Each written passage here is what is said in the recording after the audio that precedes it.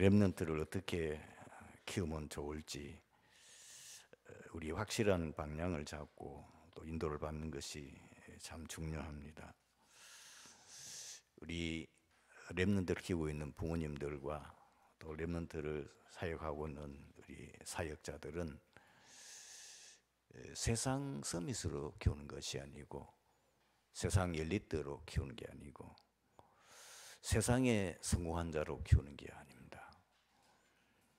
많은 우리 교회들이 큰 실수하고 있고 또 우리 부모님들이나 또 렘넌트를 키우고 있는 교사들이 실수하는 부분이 뭐냐면은 자꾸 우리 렘넌트들을 세상 서밋 그리고 세상의 엘리트 그리고 세상의 성공자로 생각을 하고 키우려고 하고 있는데 성경은 완전히 그것과 반대되는 얘기를 하고 있습니다. 우리는 복음 서밋, 복음 엘리트.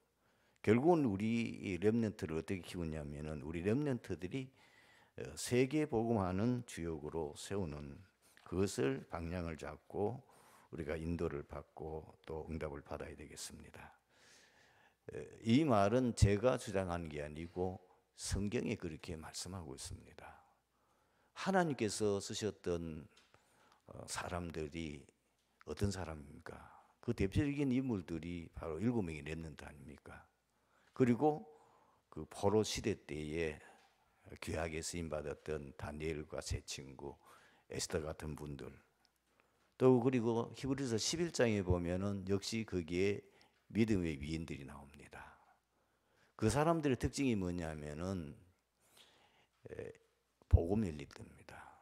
복음 서밋이요. 또 그 사람들이 바로 그 시대 세계 복음화의 주역이었다는 것을 우리가 알게 됩니다.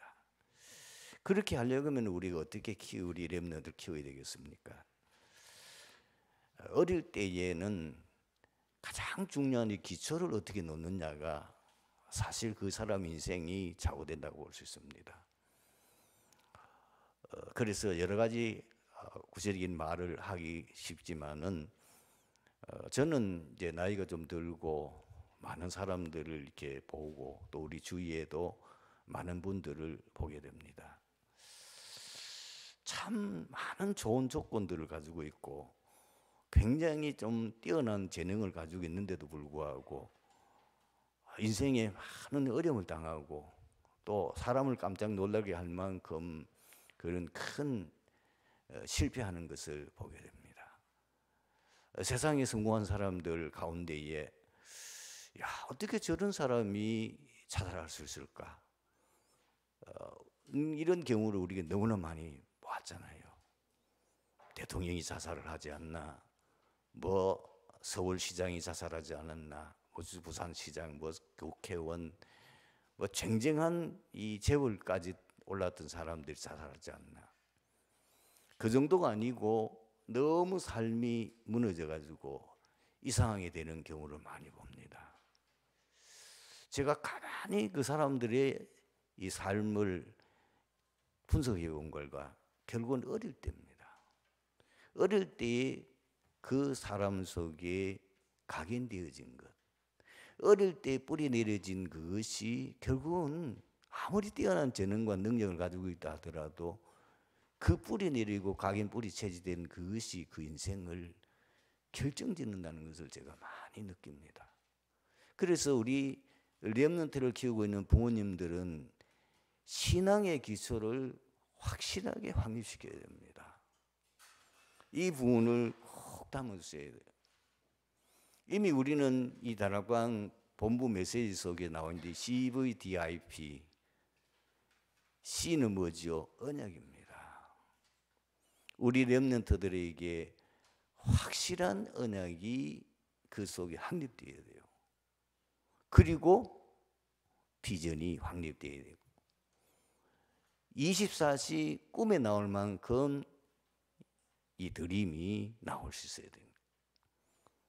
그것이 무엇과 연결되냐면 이미지, 사실 그것은 말씀이거든요.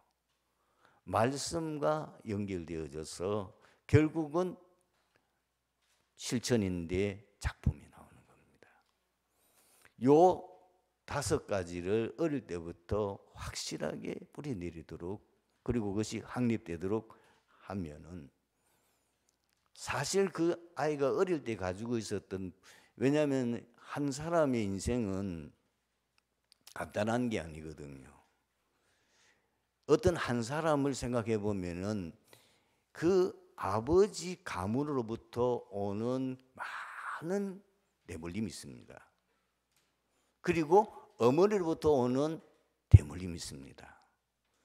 이것이 굉장하게 그 아이 속에 작용하고 있다는 것을 기억하셔야 됩니다. 이 사실을 기억한다면은 그것을 바꾸어 줄 수 있고 그것을 치유할 수 있는 것은, 그리고 그 사람을 완전히 그 상태에서 빠져나오게 할 수 있는 것은 CVDIP입니다. 특히 앞에 있는 부분은 언약 그리고 비전 드림입니다. 이것이 언약을 통해서 비전이 나오고 그 언약에서 매일같이 드림 꿈을 꿀 정도로 그 인생이 말씀으로 딱 정리되어진다면 그 사실 작품은 저절로 나오는 거죠. 그러면 엄청난 치유가 일어납니다. 완전히 정지가 천지가 개벽되는 변화가 일어납니다. 그래서 왜 하나님이 7명의 렘넌트에게 많은 고난을 주었을까요? 바로 이걸 바꾸도록 하는 작업이었어요. 요셉은 태어나자마자 얼마 안 돼가지고 사실 엄마 아빠 이제 겨우 말 배울 수 있고 뭐 걸음하는 한 20-30살밖에 안 되지요. 그 나이에 어머니가 돌아가셨어요.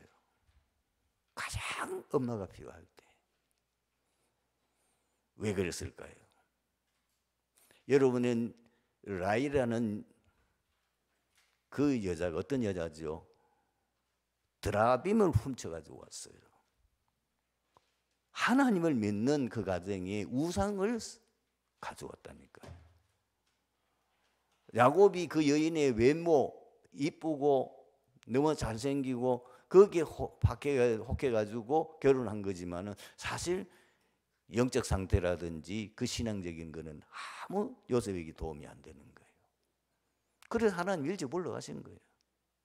그러면서 그 요셉은 어릴 때부터 많은 어려운 환경이 이제는 하나님을 바라볼 수밖에 없도록 야곱이 그렇게 양육했을 겁니다.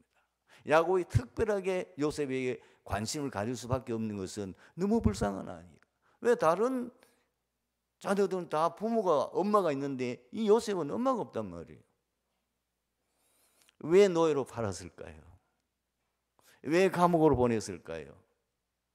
그게 다 나중에 보면은 요셉으로 하여금 세상 서밋이 아니고 복음 서밋, 복음 엘리트, 그리고 세계 복음화 할 인물로 키우기 위한 하나님의 준비 작업이었습니다. 요셉은 어느 정도까지 하나님 앞에 쓰임받을 수 있는 자로 이미 준비되어 있냐면 17살에 세계 복음화의 꿈을 꾸었잖아요. 여러분, 요셉만 아닙니다. 다윗, 모세, 그리고 그 포로에 잡혀가서 얼마나 어려움 속에 살았습니까? 히브리서 11장에 나오는 그 인물들이 많은 어려움과 역경 속에서 그들이 생활했음을 증거하고 있잖아요. 그리고 반드시 그 아이에게 준 달란트가 있습니다. 이 달란트가 세상 달란트가 아니고 보호자로부터 오는 달란트를 찾도록 만들어줘야 돼요. 전문성을 찾게 만드는 거예요. 그걸 어떻게 했냐면 전문화, 그리고 그것을 어떻게 세계화, 그 정도가 아니고 복음화될 정도. 그 가지고 있는 그 전문화, 그것이 세계 복음화에 쓰임받을 수 있도록 복음화되도록 만드는 거예요. 하나님이 원하시는 것은 뭐예요? 모든 렘넌트들을 세계 복음화의 주역으로 세우는 겁니다. 우리는 세상 성공이 아니에요. 세상 성공은 결국은 안 될 수밖에 없다는 것이 뭘 통해서 우리는 확인하게 되지요? 창세기 11장이잖아요. 세상 성공은 바벨탑을 쌓는 거예요. 그런데 그 바벨탑이 성공하느냐? 성공 못해요. 결국은 바벨탑이 무너지고 망해버린 거예요. 그 세상 역사예요. 세상의 강대국들이 한때 막 세계를 주름잡고 세계를 호령했는데 어느 날 보니까 다 망해버렸어요. 세상의 영웅들이 막 세계를 호령하고 세계를 지배하는 것 같았는데 어느 날 보니까 다 망했어요. 그러나 세계 복음화의 주역은 영원히 그 영향을 끼치고 있잖아요. 지금도 우리 성경을 보면서 그 사실을 확인하고 있잖아요. 그래서 오늘이 중요합니다. 여러분, 오늘은 미래입니다. 결국은 그 사람이 미래에 어떻게 될 거냐 오늘 보면 압니다. 많은 지금 렘넌트들이 속고 있어요. 뭐든지 자꾸 미룹니다. 결심은 하지만은 결심은 언제부터? 내일부터. 그거는 인생 실패예요. 오늘을 성공시켜야 그것이 나중에 미래와 관계 있는 거예요. 그래서 어저께 여러분 메시지를 들은 분들은 제가 하는 얘기를 하면 금방 알아들 겁니다. 거기서 어떤 렘넌트에게 준 오늘에 대한 미션을 줬느냐. 살리는 지도자의 선행을 해라. 앞으로 지도자가 될 거니까 죽이는 지도자 말고 살리는 지도자의 선행, 그 하는 그걸 작은 거지만은 계속하면 그게 쌓이고 그것이 인생의 결국은 열매를 맺게 된다는 말이에요. 그리고 렘넌트니까 앞으로 원대한 꿈과 비전과 그것을 바라볼수록 말하자면 이미 언약을 가졌지만 그 언약을 실제로 펼 수 있는 비전과 그것을 실제로 자기가 이제는 눈에 보일 정도로 이제는 드러나도록 하는 이 꿈은 뭐냐면은 이 렘넌트는 인생 사는 것이 얼마인데요. 세상을 잘 몰라요. 어떻게 경험을 다 하겠습니까? 그래서 독서가 중요한 겁니다. 우리 렘넌트를 키우는 부모님들이나 교사들은 늘 기억하시고 그리고 이걸 꼭 실천하셔야 돼요. 그리고 아이들에게 그것을 하도록 도와줘야 되는데 책을 소개해 주는 거나 혹은 대화할 때마다 성경에 나오는 위인들을 거의 각인되도록 만들어 버려야 돼요. 다윗 하면은 다윗에 대한 일생이 쫙 요셉 하면 요셉에 대한 그 인생에 대한 거 쫙 말할 수 있을 정도로 각인돼야 돼요. 그것이 내 것이 되어버려야 돼요. 그것만 가지고는 안 돼요. 세상 위인들, 그 세상의 위인들의 삶을 보면서 많은 걸 깨달아야 돼요. 왜 나폴레옹이 내 사전에서는 불가능이라는 단어를 빼버리려고 했는데 왜 그 마지막 인생이 비참하게 됐는가? 세상에는 사실 불가능한 세상이에요. 인간이 할 수 없는 게 너무너무 많아요. 사실 인간이 할 수 있는 것 별 것 없어요. 그 인생을 보면서 배우라고. 세상의 위인들이 살았던 그 삶을 보면서 많은 성경을 가지고 대해석하고 복음으로 재해석하면서 거기서 뭔가 중요한 답을 얻으라고 말입니다. 뿐만 아닙니다. 성경에 나오는 위인들, 역사적으로 뭐 칼빈이라든지 루터라든지 혹은 그 외에 믿음의 많은 위인들, 선교사들의 열정을 읽어보면 굉장히 우리에게 도움이 되는 말입니다.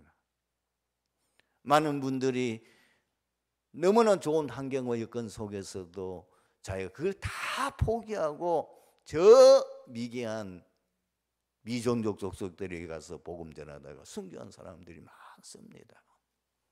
그들이 바보입니까? 그들의 삶을 보면서 이 아이들이 그걸 보고 꿈을 꾸고 거기에 큰 감동을 받아야 되는 거예요. 그렇구나. 인생 사는 것이. 독서를 통해서 수천 수만 명의 인생을 배우는 거예요. 그걸 가지고 자기 인생에 적용할 수 있어야 되는 거죠. 그리고 반드시 우리 렘넌트들은 하루에 최소한 한 편의 메시지라도 듣고 그걸 붙잡고 기도하게 만들어요. 이 말씀의 흐름을 잘 받고 그 말씀이 잘 박힌 목과 같이 그 속에 탁 박히도록 만들어야 돼요. 이것이 어릴 때부터 체질이 되어버려야 돼요. 잘 안 될 겁니다. 계속 하셔야 돼요. 우리가 이걸 보면은 너무나 많은, 저는 지금 솔직한 말로 하면 다시 부모로 태어났으면 싶은 마음 드는 거예요. 왜냐하면 다 놓쳤던 거예요. 아, 진짜 놓쳤구나. 너무 많은 거예요. 그러면서 학업을 놓치면 안 됩니다. 학업. 그래서 학업도 충실하게. 거기서 왜냐하면은 왜 하나님께서 모세를 40년 동안 왕궁에 뒀을까요? 그걸 알아야 되는 거예요. 그 학업이 전부 다 나중에 발판이 돼요. 모세가 나중에 그 200만이 넘는 이스라엘 백성들을 지도해 나가는 그 지도력이나 모든 기초를 어디서, 그리고 모세가 어떻게 모세오경을 기록할 수 있었겠습니까? 그 모든 지식이 어디서 나왔습니까? 왕궁에서 배운 거 아닙니까? 이거 필요한 거예요. 세상 학문도. 그러면서 그 아이가 가지고 있는 그 재능, 분명히 하나님께서 누신 이 보좌에 달란트가 있단 말이에요. 그것을 발견해서 거기에 집중하면서 늘 아이로 하여금 세계 복음화의 꿈을 꾸도록 만드는 거예요. 요셉은 어릴 때도 꿈 꿨어요. 계속 세계 복음화의 묵상. 나의 세계 복음은 뭐냐? 나는 어떻게 세계 복음을 할 거냐? 성경에 나오는 7명의 렘넌트뿐만 아니라 나오는 그리고 역사적으로 살았던 많은 신앙의 위인들과 그들이 살았던 그 삶을 꾸면서 나는 어떻게 세계복음을 할 건가? 이걸 어릴 때부터 꿈을 꾸고 그걸 늘 묵상하고 이것이 되어지면은 내 것이 나오잖아요. 그러면은 사실 끝난 거예요. 이제 하나님 손에 잡혀버리면 끝나는 거죠. 여러분의 자녀가 하나님 손에 잡혔다 끝나요. 여호와의 신의 너처럼 충만한 자를 내가 어떻게 만날 수 있냐? 바로 왕이 요셉을 보고 한 얘기 아니에요. 다리오 왕이 다니엘 보고 뭐라고 그랬어요? 네가 항상 섬기는 하나님이 너와 함께 하시는구나. 그 정도면 끝나는 거예요. 오늘은 부활주일입니다. 예수님께서는 제자들과 따르는 무리들에게 자신이 모든 인류의 죄를 대속하는 죽으심과 사흘 만에 부활하실 것을 말씀하셨습니다. 실제로 말씀하신 대로 십자가에 달려 죽으시고 부활하셨습니다. 사복음서 저자들과 사도 바울이 이 사실을 성경에 기록하였습니다. 또한 역사적인 사실의 증거가 있습니다. 예수님의 빈부름, 그리고 오늘 성경에 나와 있습니다. 부활, 예수님의 부활을 본 증인들이 많이 있습니다. 심지어 마태복음 28장 11절에서 15절에 보면은 대적들조차도 예수님의 부활한 군인들이 봤지 않습니까? 그러니까 이게 큰 난리가 나고 혼란이 올 것 같으니까 어떻게 했습니까? 돈을 주고 매수하잖아요. 거짓말 퍼뜨리도록, 소문 퍼뜨리고 만들잖아요. 제자들이 우리 잠자는 사이에 예수의 시체 훔쳐갔다. 그것이 그 당시에 나온 소문이라고 마태복음 28장 11절에서 15절에 기록하고 있습니다. 그러면 하나님께서 예수님의 부활을 통해서 우리에게 전달하고자 하시는 것이 무엇입니까? 오늘 우리는 세 가지 메시지 내용을 붙잡아야 되겠습니다. 첫 번째는 뭐냐? 성경에 기록된 하나님의 말씀은 반드시 성취되구나. 왜 그렇죠? 성경은 하나님의 참 진리의 말씀이기 때문입니다. 그리고 이사야서 40장 8절에 나온 것처럼 하나님의 말씀은 영원 불변하기 때문입니다. 풀은 마르고 꽃은 쓰드나 우리 하나님의 말씀은 영원히 서리라 하라.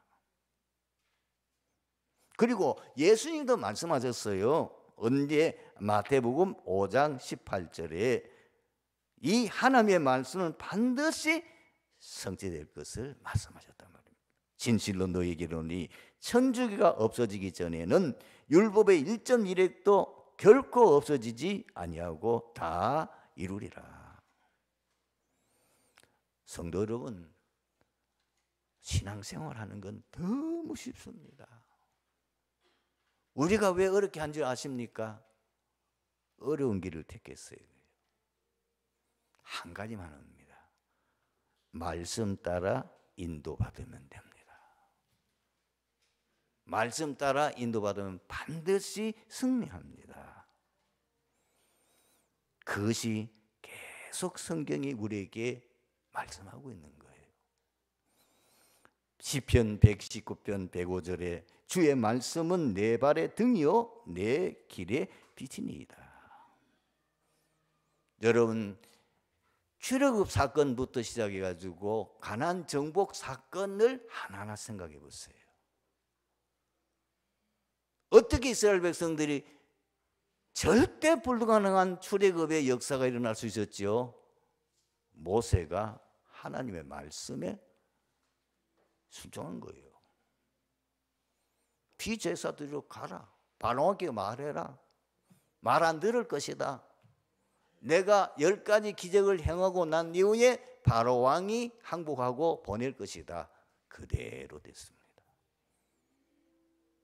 홍해의 기적은 언제 일어났습니까? 모세가 하나님 말씀대로 순종했을 때입니다.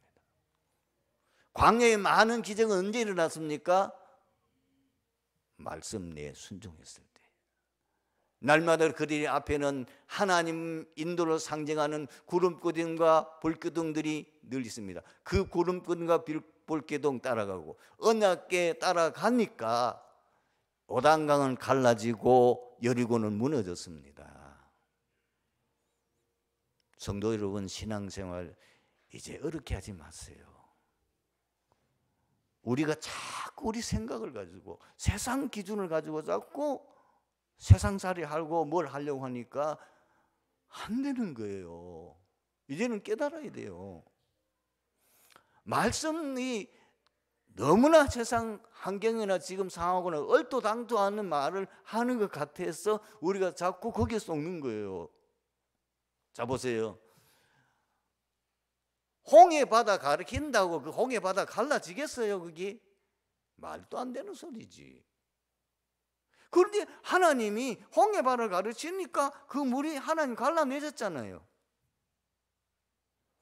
그 반석에서 물이 없어서 목이 말라 백성들이 아우성을 치고 난리인데 그 반석을 치면은 그 반석에서 생수가 솟아난다? 말이 되는 소리예요. 말이 안 돼요.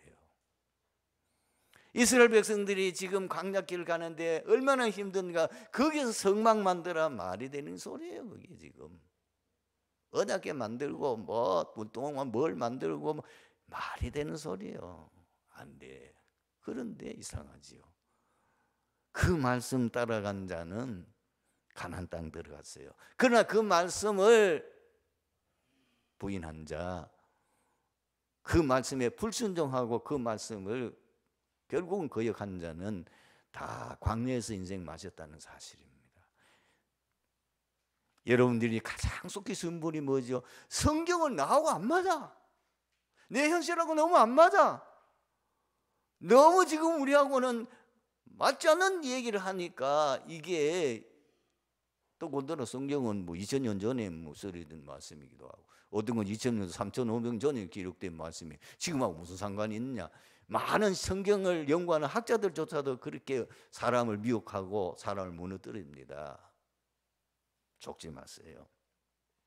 하나님이면 지금도 살아서 역사하고 하나님의 말씀은 지금도 살아서 역사하시고 그대로 성취되는 말씀입니다. 우리는 예수님의 부활을 통해서 이 사실을 확실하게 우리가 언약으로 붙잡으셔야 돼요. 두 번째는 뭐냐? 예수님의 부활은 예수가 그리스도이심을 증거하는 겁니다. 그리스도는 인생의 모든 문제 해답이라는 것을 이미 우리는 결론 났습니다. 왜? 인생 문제는 절대로 사람이 해결할 수 없는 세 가지가 있는데 사단, 재앙, 지옥입니다. 이것은 그리스도 아니면 절대 해결할 수가 없습니다. 무슨 수로 사단 이깁니까? 무슨 수로 재앙 막습니까? 무슨 수로 지옥을 해결합니까? 해결할 수 없어요. 그래서 이 문제 해결하는 삼직 왕 선지자 제사장의 삼직을 가진 이 기름 부음 받은 자 그리스도. 그런데 왜 예수만 그리스도입니까? 석가는 왜 그리스도가 아닙니까? 왜 공자는 아닙니까? 거기에 대한 결론이 나야 돼요. 그리스도에게는 반드시 네 가지 증거가 있어야 돼요. 첫 번째가 뭐죠? 여자의 후손이 돼요. 이유가 있어요. 왜 여자의 후손이어야 되죠? 남자의 후손은 그리스도가 될 자격이 없어요. 왜? 원죄 때문에. 그 예언을 창세기 3장 15절에 있는데 그 말씀이 성취된 성경이 있습니다. 마태복음 1장 20절 21절입니다. 그게 분명히 천사가 현몽해서 요셉에게 말했어요. 다윗의 자손 요셉아, 내 아내 마리아 데려오기를 무서워하지 말라. 그에게 잉태된 자는 성령으로 된 것이니. 말하자면 사람과 말하면 보통 사람이 태어나는 그런 관계를 통해서 태어난 게 아니에요. 여자의 후손이에요. 두 번째는 뭐죠? 반드시 그리스도는 다윗의 혈통이어야 돼요. 그래서 석가는 안 돼. 그래서 공자는 안 돼. 반드시 다윗의 혈통이어야 돼요. 여러분 마태복음을 딱 펴면 뭐가 나오죠? 족보 나와요. 마태복음 1장 1절에 보면은 아브라함과 다윗의 자손 예수 그리스도의 계보라. 왜 그런 의미입니까? 왜 다윗의 자손이 됩니까? 성경이 그렇게 예언했어요. 어디에 예언했습니까? 이사야서 11장 1절에서 5절입니다. 거기에 있는 중요한 구절만 보면은 이새 줄기에서 한 싹이 나며 뿌리에서 한 가지가 나서 결실할 것이요 그 위에 여호와의 영 곧 지혜와 총명의 영이요 모략과 재능의 영이요 지식과 여호와를 경외하는 영이 강림하리니. 1절 2절입니다. 이사야서 11장 1절 2절. 그리고 놀라운 내용이 어디 나와 있습니까? 마태복음 2장을 딱 펴게 되면은 동방 박사가 지금 별을 보고 왕을 만나기 위해서 오다가 길을 잃어버린 거예요. 그 별을 잃어버리면서 누굴 찾아갑니까? 그 나라의 왕을 찾는 것이 헤롯 왕을 찾아갑니다. 이곳에 왕이 태어났는데 우리는 그 별을 보고 오다가 그래서 왕궁에 태어난 줄 알고 왔다는 거예요. 난리가 났어요. 자기가 왕인데 또 왕이 새로 태어나다니. 이래가지고는 이 헤롯이 어디 갑니까? 성경을 잘하는 서기관, 성경을 잘하는 이 랍비를 불러가지고 묻습니다. 이스라엘 나라에 왕이 태어나면 어디 태어나겠느냐. 그랬더니 거기에 성경을 근거됩니다. 미가서 5장 2절에 거기에 예언되어 있어요. 우리 땅 베들레헴아. 그러면서 거기 뭐가 거기에서 앞으로 이스라엘 그리고 전 세계 살릴 왕이 태어날 것이다. 그래서 베들레헴 거기에 왕이 태어나고 있으니까 이 박사들을 그리로 인도하시면 됩니다. 근데 헤롯 왕은 궁에서 나오니까 별이 그 앞을 인도하잖아요. 그리고 세 번째 증거는 뭐냐? 반드시 성육신과 그 인간의 죄 문제를 해결하기 위해서 창세기 3장 문제를 해결하기 위해서 죽으셔야 돼요. 요한복음이 기록하고 있잖아요.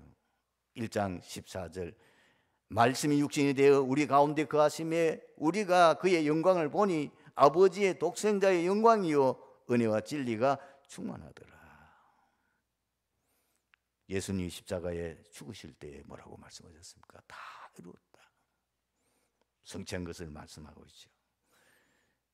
마태복음 1장 18절 21절 그리고 마가복음 10장 45절 거기도 마찬가지로 죽으심과 반드시 우리의 속죄하는 구세주이심을 증거하고 있습니다. 그리고 정말로 그분이 그리스도라면 부활해야 돼요. 이 부활은 엄청난 비밀입니다. 왜? 부활한 사람이라야 뭐야? 진짜 사망 권세를 이겼다. 정말 지옥 권세를 이겼다. 정말 사단 권세를 멸했다는 증거, 그 증거가 있어야 되지 않느냐. 그래서 히브리서 2장 14절, 15절, 14절을 보면 이런 말씀이 있죠. 자녀들은 혈과 육에 속하였으며 그도 또한 같은 모양으로 혈과 육을 함께 지니심은 죽음을 통하여 죽음의 세력을 잡은 자 곧 마귀를 멸하시며 또 죽기를 무서워함으로 한평생 매여 종로로 타는 모든 자를 놓아주려 하심이니. 세 번째입니다. 예수님의 부활은 성도의 부활의 첫 열매임을 증거하는 거예요. 오늘 이 고린도 전서 15장은 부활장이라고 보통 명명이 붙어 있습니다. 그게 어떻게 기록되어 있습니까? 그게 20절에 어떻게 기록되어 있습니까? 그러나 이제 그리스도께서 죽은 자 가운데서 다시 살아나사 잠자는 자들의 첫 열매가 되셨도다. 아마 좀 신앙을 가진 분들은 이제 한 가지 궁금하고 또 거기에 대해서 굉장히 좀 알고 싶어하는 것이 뭐냐면은 우리가 이 땅에 살다가 죽은 후에 세상은 어떻게 됩니까? 궁금하지요. 성경은 분명히 말합니다. 주님이 재림하는 그것이 기점이 돼요. 주님이 재림하기 전까지는 우리 죽은 사람들은 육은 땅에, 우리의 영혼은 어디에? 천국에. 그것이 어디 있습니까? 누가복음 19장 31절. 지금 영혼이 천국에 있고 그리고 불신자 영혼은 지옥에. 그러다가 언제 결정적인 큰 변화가 일어나느냐 하면은 재림시입니다. 그래서 고린도전서 15장 51절 52절 그리고 데살로니가전서 4장 16절 17절 내용이 같습니다. 거기 어떻게 기록되어 있습니까? 보라, 내가 너희에게 비밀을 말하노니 우리가 다 잠잘 것이 아니요 마지막 나팔의 순식간에 혼련이 다 변화하리라. 나팔 소리가 나며 죽은 자들이 썩지 않을 것으로 다시 살고 우리도 변화하리라. 주님이 재림하는 그날 성도들이 부활합니다. 그때는 우리의 몸을 가지죠. 데살로니가전서 5장 16절에 그렇죠. 주께서 호령과 천사장의 소리와 하나님의 나팔 소리로 친히 하늘부터 강림하시리니 그 손에 죽은 자들이 먼저 일어나고 주 안에 이긴 자들이 먼저 일어나요. 그 다음에 살아남은 자는 그대로 우리 몸이 이 육신의 몸을 벗어버리고 부활한 몸을 가지고 공중에 올려 영원히 주님과 함께 있을 것이라. 그러면 우리가 나중에 주님 부활하면은 우리는 어떤 상태가? 예수님이 부활체를 가졌잖아요. 오늘 이게 우리가 교동문 속에도 나왔죠. 신기한 거는 예수님이 부활했는데 영이 아니라 실제로 몸이 있어요. 뼈와 살이 있어. 그런데 그 몸은 시공간을 초월하는 몸이에요. 참 신기해요. 예수님은 문을 닫고 있는데 너에게 평안이 있을지어다 갑자기 마치 무슨 이 연기처럼 무슨 귀신처럼 나타나니까 그 제자들이 놀라가지고 막 얼마나 놀랐겠습니까? 그리고는 말씀 다 마치고는 그냥 사라지고 없는 거예요. 시공간은 그냥 초월해. 그 벽을 막 뚫고 그냥 나. 여러분 마태복음 22장에 보면 부활 논쟁에 대한 기록이 나옵니다. 사두개인들은 부활을 안 믿어요. 그래서 그 부활에 대한 논쟁을 지금 예수님께 시험한 게 뭐냐면은 어떤 사람이 형제가 다섯 있었다. 맏아들이 결혼했는데 그 자식을 못 낳고 죽어요. 그러면 어떻게 합니까? 반드시 둘째가 그 형수하고 결혼해가지고 자식을 낳아줘야지. 또 죽었어. 또 죽고 마지막 일곱째가 다 죽었습니다. 그러면 일곱 형제가 한 부인을 살았잖아요. 어떻게 됩니까? 그런데 예수님이 뭐라고 그랬어요? 부활 때는 장가도 시집도 가지 아니하고 하늘에 있는 천사들과 같으니라. 지금 우리가 사는 이 세상은 이런 삶이지만 부활 때는 시집 장가 가는 거 아니에요. 우리가 말하는 이 세상 이런 사회 구조가 아니에요. 그리고 어떤 분들은 천국 갔다 와서 그 간증한 내용을 보면은 제가 그 말이 맞거든요. 여러분들이 나중에 부활한 상태는 이 세상에 살았을 때 여러분이 가장 아름다운 그 젊음을 유지하는 거예요. 다 미인이라, 다 미남이라. 천국 가면은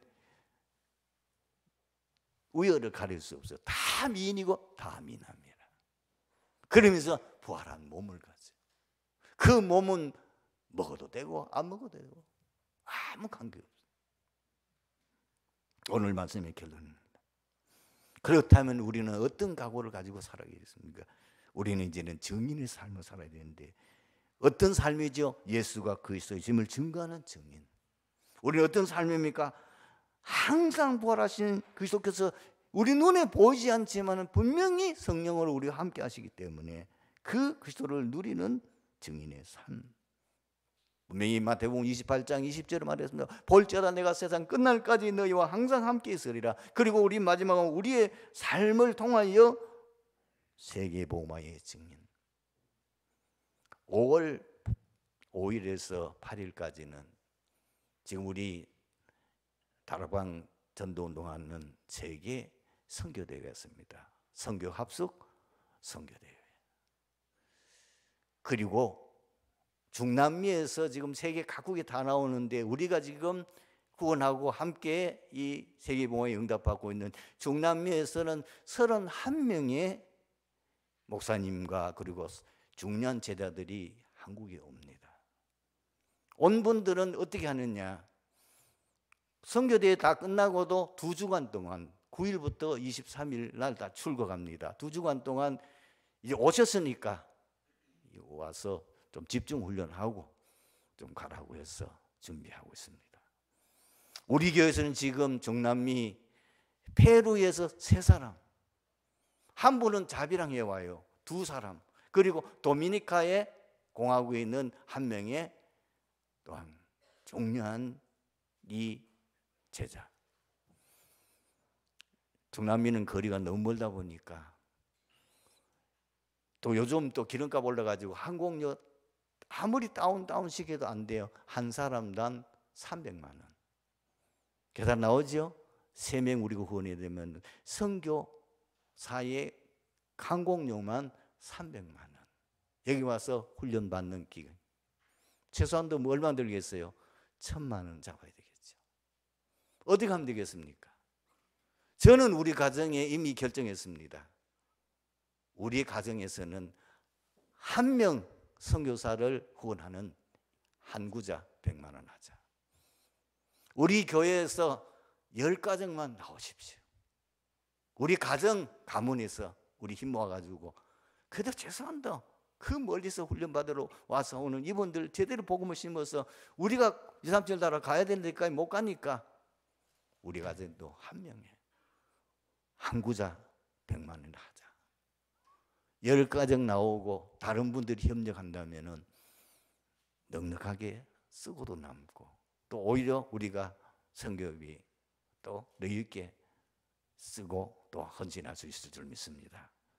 기도하겠습니다. 하나님 은혜가 감사합니다. 오늘 주신 말씀 속에서 이 자리에 참석한 트리니티교회 모든 성도들이 정말 부활하신 주님을 매일같이 만나고 그 기도 안에서 참 행복과 축복을 누리며 이번도 세계 선교대회에 가장 우리 트리니티교회가 응답받는 교회 되도록 축복하옵소서. 주 예수 그리스도의 이름으로 기도드리옵나이다. 아멘.